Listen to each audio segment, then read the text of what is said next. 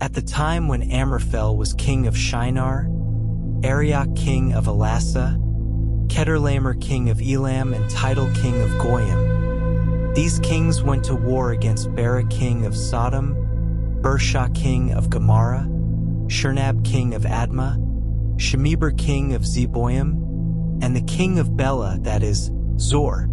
All these latter kings joined forces in the valley of Siddim, that is, the Dead Sea Valley. For 12 years they had been subject to Chedorlaomer, but in the 13th year they rebelled. In the 14th year, Chedorlaomer and the kings allied with him went out and defeated the Rephates in Ashtaroth Karnaim, the Zuzites in Ham, the Emites in Shaveh-Kiriathaim, and the Horites in the hill country of Seir, as far as El Paran near the desert.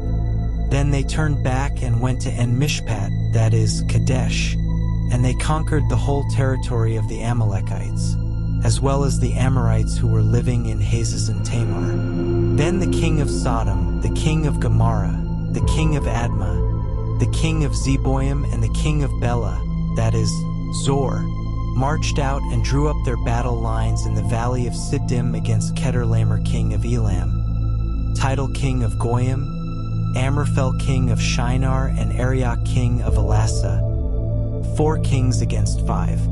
Now the valley of Siddim was full of tar pits, and when the kings of Sodom and Gomorrah fled, some of the men fell into them and the rest fled to the hills.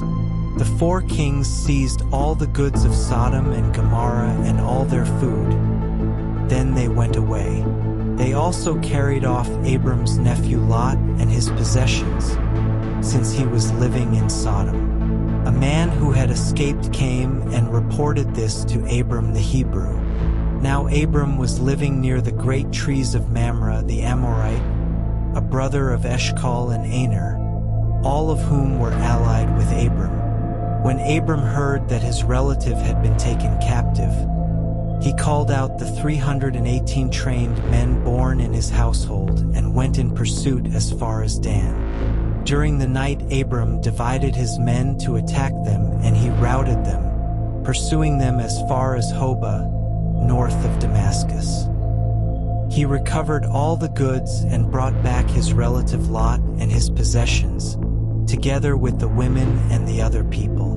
After Abram returned from defeating Chedorlaomer and the kings allied with him, the king of Sodom came out to meet him in the valley of Shaveh, that is, the king's valley.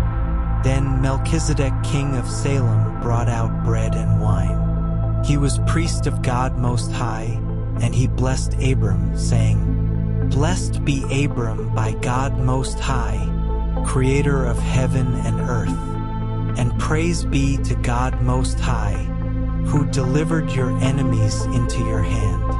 Then Abram gave him 1/10 of everything. The king of Sodom said to Abram, "Give me the people and keep the goods for yourself." But Abram said to the king of Sodom, "With raised hand I have sworn an oath to the Lord, God Most High, creator of heaven and earth, that I will accept nothing belonging to you, not even a thread or the strap of a sandal, so that you will never be able to say, 'I made Abram rich.' I will accept nothing but what my men have eaten and the share that belongs to the men who went with me, to Aner, Eshcol, and Mamre. Let them have their share."